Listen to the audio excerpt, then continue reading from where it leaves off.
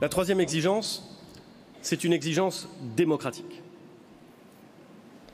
Le président de la République l'a dit, nous ne sommes pas parvenus à réconcilier les Français avec ceux qui les dirigent. Et il faudrait être d'un aveuglement absolu pour ne pas entendre, pour ne pas voir les mots très durs, très violents, qu'une grande partie des contributions utilisent à l'encontre du gouvernement, des élus ou des fonctionnaires.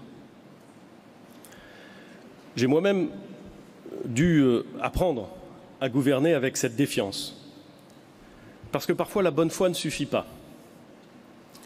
La bonne foi, c'est celle qui m'a, par exemple, conduit à instaurer le 80 km/h, parce que je ne pouvais pas accepter l'hécatombe quotidienne qui brise des vies, des familles, des existences. Je voulais sauver des vies. On m'a accusé de vouloir remplir des caisses. Je ne me résigne pas à abandonner cette ambition en matière de sécurité routière. C'est une grande politique publique au service de nos concitoyens, elle est indispensable. Mais je dois apprendre à composer avec l'incompréhension ou le rejet de certains de nos concitoyens. Renouer avec une forme de confiance, c'est le grand défi de notre génération politique. La deuxième chose, c'est de construire les outils d'une démocratie plus délibérative. Elle existe déjà, à bien des égards, au niveau local.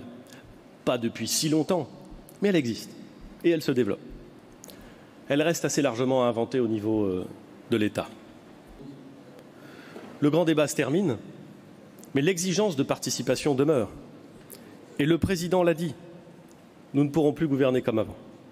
Cette expérience, elle doit nous être utile pour bâtir une démocratie participative au long cours. Enfin, encore une fois, les Français n'ont pas été simplistes. Certains annonçaient la fin de la démocratie représentative et l'avènement de ce qui aurait pu être une forme de démocratie directe et médiatique permanente. Ce n'est pas ce que les Français veulent. Ils sont exigeants, ils veulent une démocratie plus représentative, plus transparente, plus efficace et une exemplarité encore renforcée.